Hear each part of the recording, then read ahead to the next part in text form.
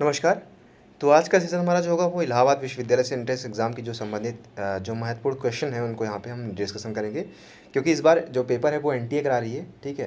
तो उन्होंने अपना सिलेबस दे रखा है, अब जैसा कि हमने आपको बता रखा था ऑलरेडी कि एनटीए जो है वो टोटल जो है एनसीईआरटी क्लास 12 की बुक को सिलेबस को कॉपी कर रखा है। तो अगर आपने एनसीईआरटी की क्लास 12 की बुक पढ़ रखी है तो आपके लिए डेफिनेटली ये बेनिफिशियरी रहेगा। हमने क्या किया है कि पूरे के पूरे टॉपिक को कॉपी करके जितने भी टॉपिक थे, ठीक है, एनसीईआरटी की क्लास 12 की सारे क्वेश्चंस को हमने यहाँ पे टॉपिक वाइज यहाँ पे सेक्शनल वाइज यहाँ पे डिवाइड कर दिया है। ना केवल बीए के लिए बल्कि बीकॉम, बीएससी, बीपीए और बीएफए, साथ साथ में बीएलएलबी का भी सिलेबस हमने तैयार कर रखा है, ठीक है। तो अगर आप डाउनलोड करना चाहते हैं तो उसका लिंक मैं डायरेक्टली डिस्क्रिप्शन बॉक्स में दे दूंगा। कुछ का भी तैयार हो चुका है, कुछ का भी थोड़ा समय लगेगा, ठीक है, उसको आप डायरेक्टली डाउनलोड कर सकते हैं। तो आज का सेक्शन हमारा यहाँ पे ज्योग्राफी का है। जैसा कि आपको पता होगा 2 सेक्शन होते हैं, एक होता है लैंग्वेज का और एक होता है जनरल इंटेलिजेंस का, ठीक है। ये दोनों सेक्शन जो है सभी के लिए अनिवार्य होते हैं, नहीं कंपलसरी होते हैं। बाकी का सेक्शन जो है वो आपका क्लास वाइज जो है यहाँ डिवाइड किया कर दिया गया है। तो आज हम यहाँ पे बीए से संबंधित यहाँ पे पढ़ेंगे जो कि हमारा ज्योग्राफी का होगा, ठीक है। Fundamental of Indian geography 2 topic में डिवाइड किया गया है। पहला है फंडामेंटल ऑफ इंडियन ज्योग्राफी और दूसरा हमारा इंडिया पीपुल एंड इकॉनमी, ठीक है, यानी भारत, इसके लोग और इसकी इकॉनमी, अर्थव्यवस्था। इससे संबंधित हमारे जितने भी प्रश्न होंगे हम वहाँ पे टॉपिक वाइज इसको देखते हुए चलेंगे। अप्रॉक्सीमेटली 450 से 500 प्रश्न आपके यहाँ पे क्वेश्चन जो है दिए जाएंगे, डिस्कशन कराए जाएंगे। हाँ, इसकी गारंटी मैं लेता हूँ कि अगर इसके बाहर क्वेश्चन एक भी नहीं आएगा, ठीक है।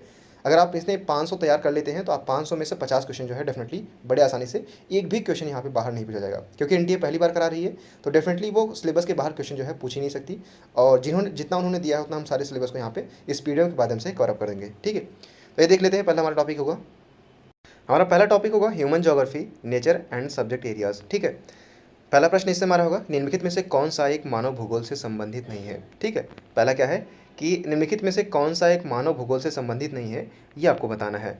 तो इसका जो सही आंसर हो जाएगा वो होगा अन्वेषण और वर्णन, ठीक है। अगर आपने भूगोल पढ़ा होगा तो मात्रात्मक क्रांति, क्षेत्रीय विभिन्नता और स्थानीय संगठन, ये तीनों वर्ड ऐसे हैं जो कि आपके ज्योग्राफी में उपयोग होते हैं, जबकि अन्वेषण और वर्णन ये ऐसे शब्द हैं जो कि आपके भूगोल में उपयोग नहीं होते हैं, ठीक है।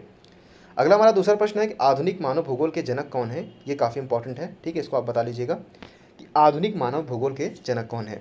ये है फ्रेडरिक रेटजेल, ठीक है, फ्रेडरिक रेटजेल। तो हमारा ऑप्शन ए सही हो जाएगा। अगला है एंथ्रोपोलॉजी, एंथ्रोपो ज्योग्राफी किसने लिखी थी। किसने लिखी थी, ये लिखी थी रेटजेल ने, ठीक है। चौथा प्रश्न हमारा है ज्योग्राफिया जनरलेसिस के लेखक कौन है। ज्योग्राफिया जनरलेसिस के लेखक कौन है, ये आपको बताना है। तो ये है वारेनियस, ठीक है। कौन है इसके लेखक, वारेनियस।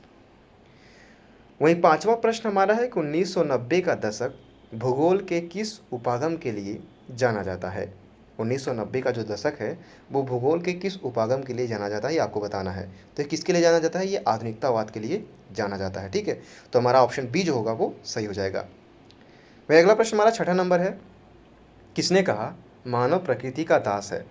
तो ये सैंपल ने कहा था, ये सैंपल के कहे हुए शब्द हैं कि मानव प्रकृति का दास है, ठीक है।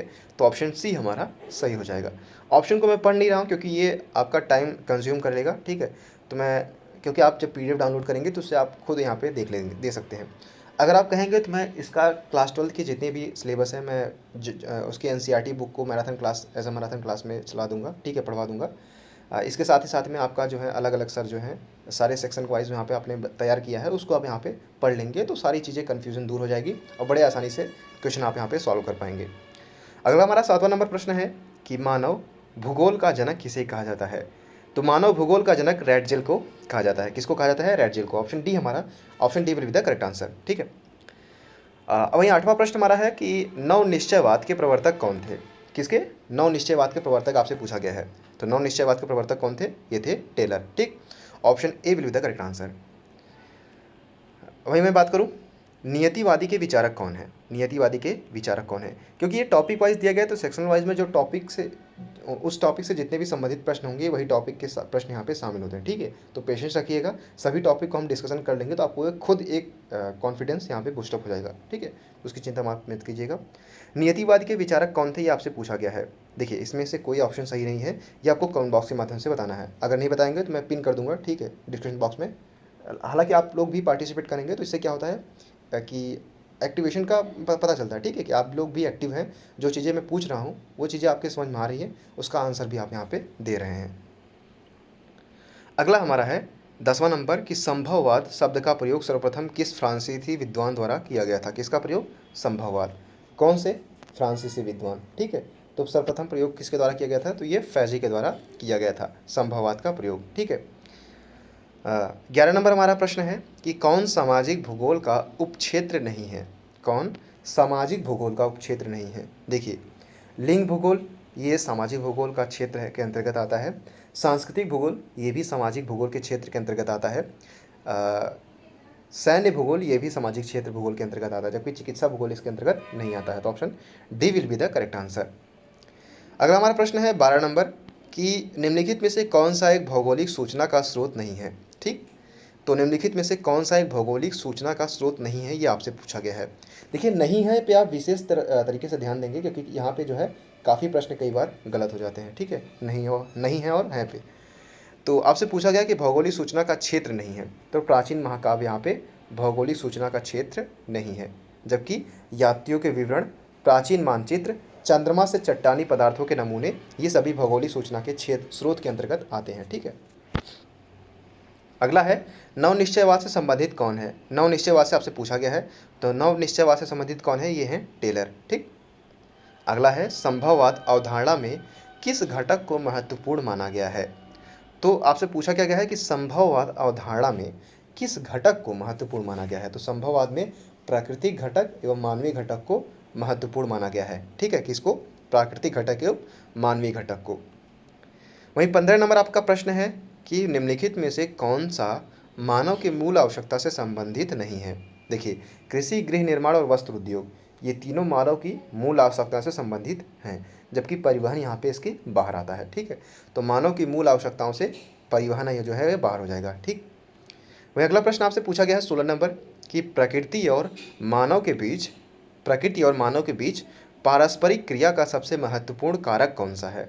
क्या पूछा गया है कि प्रकृति और मानव के बीच पारंपरिक क्रिया का सबसे महत्वपूर्ण कारक क्या है? तकनीकी, ठीक है। टेक्नोलॉजी इस तरीके से विकसित हो गई है कि प्रकृति और मानव के बीच में जो पारंपरिक क्रिया है उसमें क्या हुई है? वृद्धि हो गई है, ठीक। तो हमारा इस तरीके से ऑप्शन हमारा बी सही हो जाएगा। वहीं 17 नंबर हमारा प्रश्न है कि निम्नलिखित कथनों में से कौन सा एक भूगोल का वर्णन नहीं करता है?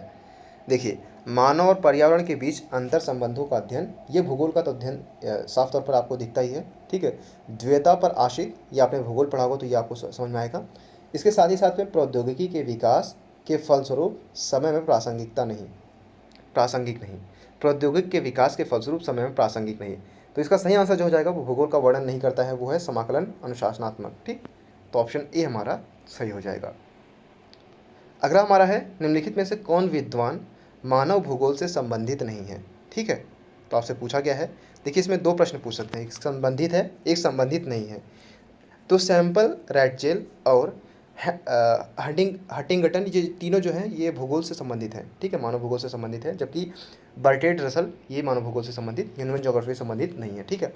तो option C will be the correct answer. इसी तरीके से हम अगला प्रश्न की बात करें तो हमारा 19 नंबर प्रश्न है कि मानव भूगोल क्रियाशील मानव और अस्थायी पृथ्वी के परिवर्तनशील संबंधों का अध्ययन है। यह कथन किसका है, यह आपसे पूछा गया है। तो मानव भूगोल जो है वो क्रियाशील मानव और अस्थायी पृथ्वी के परिवर्तनों के संबंधों का अध्ययन है। यह आपसे पूछा गया कि ये किसके कथन है, तो ये कुमारी सैंपल के कथन है, ठीक है। तो option C will be the correct answer. इसी तरीके से हमारा 19 नंबर यहाँ पे प्रश्न समाप्त होता है। अगला टॉपिक हमारा है पीपुल यानी लोग, ठीक है। तो इनसे संबंधित जितने भी प्रश्न हैं हम उसको अगले सेशन के वीडियो के माध्यम से देखेंगे, ठीक है। इसका पीडीएफ और इसके साथ साथ में बीए बीएससी जितने भी सारे टॉपिक्स हैं उनके सभी पीडीएफ जो हैं मैं डिस्क्रिप्शन बॉक्स में दे दूँगा, आप उसको यहाँ पर टॉपिक वाइज डाउनलोड करके पढ़ाई कर सकते हैं, ठीक है।